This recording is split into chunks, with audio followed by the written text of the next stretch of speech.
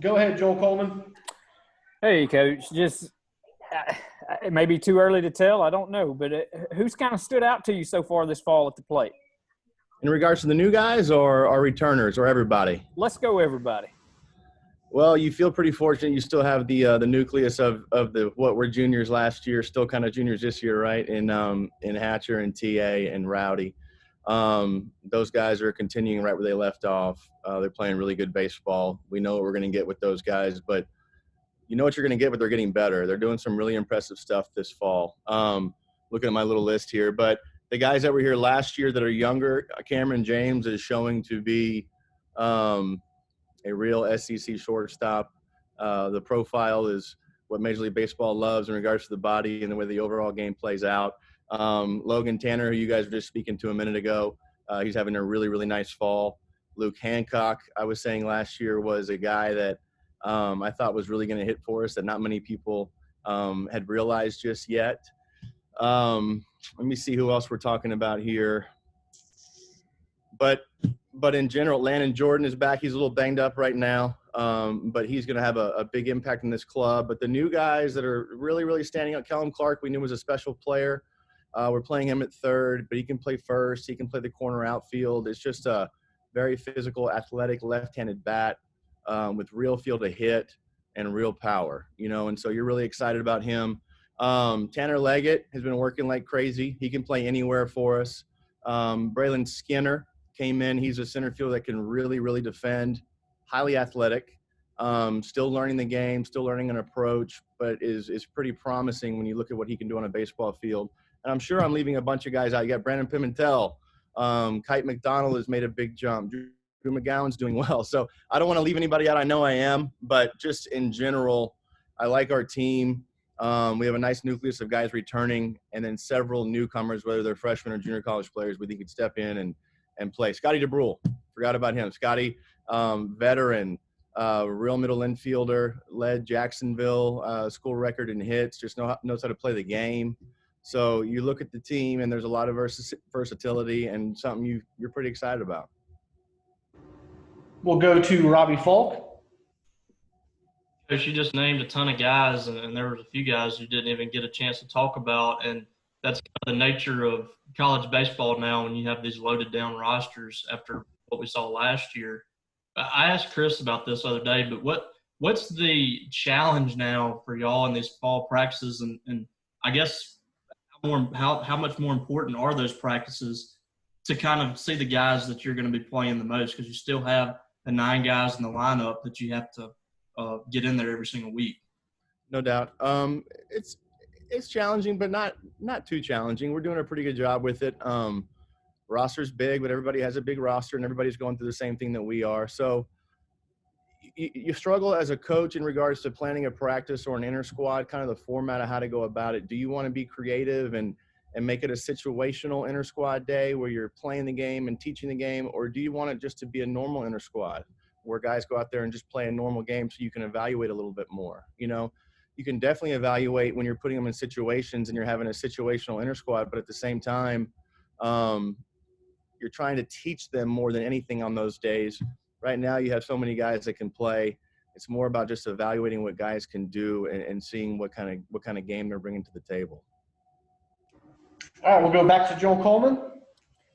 You mentioned Brandon Pimentel a minute ago, and he came in last year pretty highly touted and things, and he kind of struggled a little bit, I guess, through the first month or so that you guys played last year.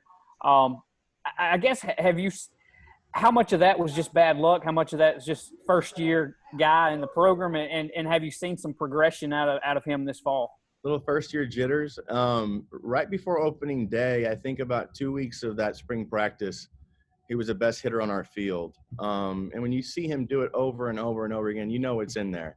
Now, it is what it is. When the season starts, there's 13,000 people in that ballpark and a little more added pressure, and we start to think too much and press a little bit. So he kind of got out of his groove, out of his approach. I think he was trying too hard, but there's a special player in there. He's done well. We're working every day. He's a guy that if it clicks and he stays consistent, he could do some real damage in the middle of your lineup. For Brando, he was only a juke freshman. He completed his freshman year.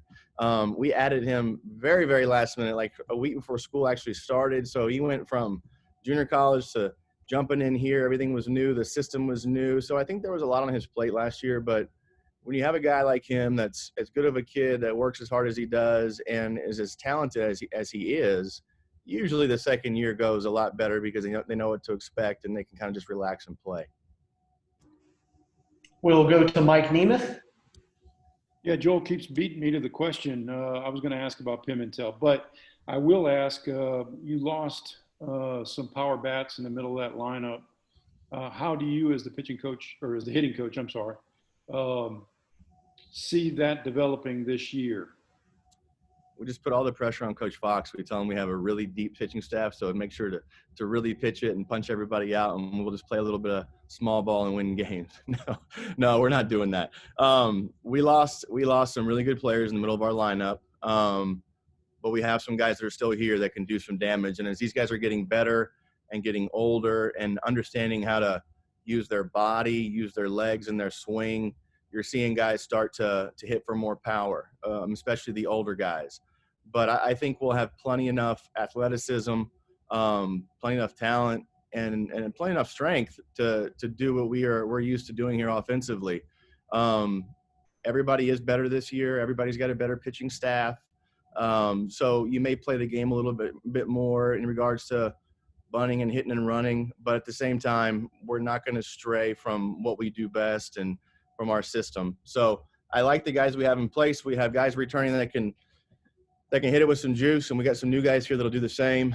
On the flip side, we have the versatility as athletes that you can also kind of plug in there, and they can create a little bit of a different chaos in the game. So we'll see how it all plays out. We're just going to keep doing what we do.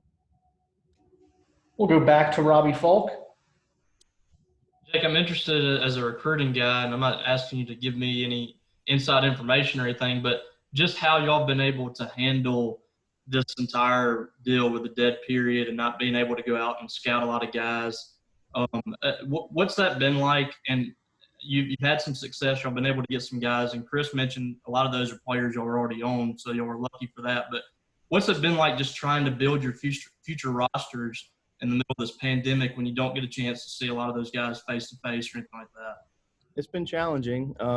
We keep telling everybody there's no manual for what we're going through, and that's for everybody, right? But luckily, this is such a special place, and we have an entire staff that recruits together. We had built up some really nice recruiting classes with some depth, so it wasn't one of those deals where we went into the last 6 or 7 months knowing we couldn't see players and went into a panic and started trying to invent players and sling offers. Like Coach Lim said, there was a lot of kids or several kids that we committed that we had already been on. There was very few that we committed that we didn't have relationships with, that we didn't know anything about. Sometimes when they're young and you have relationships in the game and you're watching video, because that's what we were doing. We were watching a ton of video on what was going on this summer, talking to those coaches that we trusted, that know how to evaluate. And if there was somebody that was young and just looked different and you could tell he might have a chance to be really special, you felt comfortable trying to make a move. But for the most part, we took the opposite approach in general, said, hey, we're not going to go crazy. We're not going to try to panic and commit or recruit a ton of players. We have a nice group that's already been built. We'll make sure we're in the loop on where everybody is and what kids are doing, and then have targets when we are finally able to get back out and start watching some baseball again. We'll go back to Joel Coleman. I wanted to ask you about another guy you mentioned earlier there at the end, Scotty DeBrule. When you look at his profile and things and what he's done in the past, top of the order hitter, seems like he's a on-base machine, always getting hits and things. His profile just numerically, I guess, kind of looks like a Jake Mangum type. Is that a fair compare? It's tough to compare anybody to Jake, I guess, but is that kind of a fair comparison? Do that to anybody. We all think about Jake and what he did for this program.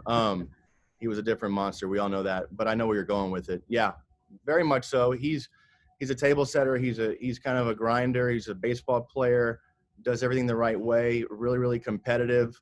Not that Jake was a slasher. I don't really ever use that term, but they have the ability to manipulate the barrel and and push balls all around the infield and play that kind of a game. Now, Jake has strength. He's got a lot more strength now, by the way. He's working on a new swing. And Scotty's got some strength too, but it is more singles and doubles and getting on base and creating chaos on the base pass, along with getting deep into counts and kind of grinding the pitcher out. But he's very much that type of a player. Just kind of blue collar attitude, works really hard. Older guy, so he's mature. He's been there. He's done it. And I think we're going to have a really nice year from him.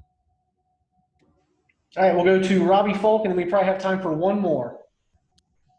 Jake, I don't want you to name Josh or TA on this question, but I'm interested who you think that this extra year might benefit the most. If you look into a crystal ball or just from what you've been able to see so far, who do you think could benefit, or some players that you think could benefit the most getting another year and, that year essentially being wiped out last year? Let me think here. In regards to position players, if I can, you can go with pitchers. I know you're well rounded. You can go with pitchers too if you want, but just some guys you think it might help them. If I can't give you the normal TA, Hatch, Rowdy for the hitters, just because we probably would never have them back in a normal year. I like to brag on our pitching staff because I think as a whole, as a staff, we've done a really good job in working through all this and assembling a really deep staff full of power and stuff. But I'm going to go with the pitchers there, and the value of Spencer Price and Riley Self and Carlisle Kessler. I'm sure I'm leaving people out, but those guys still being here. While anybody, they'll tell you the same, maybe their high-end velocity, their power stuff isn't quite like some of the others here. These guys are mature. They're tough. They're veterans. They've been in the middle of the chaos before, and they're not scared. They're very competitive, and they know how to get out. So as you start looking through this really deep staff, we can always dream on how good it could be, but we all know when the lights come on and there's different pressures, things don't always go as planned. Knowing that those guys are still here makes you feel really good about having that kind of veteran leadership on a staff that's already pretty loaded. Is that fair? I like it. Outside the box, you went with one of the pitchers. I like it. There you go. All right. Anything else for Coach Gautreau? If not, thanks, everybody. Thank you, guys. Have a good day. Appreciate it, Coach. Appreciate it, Coach. Have a good one.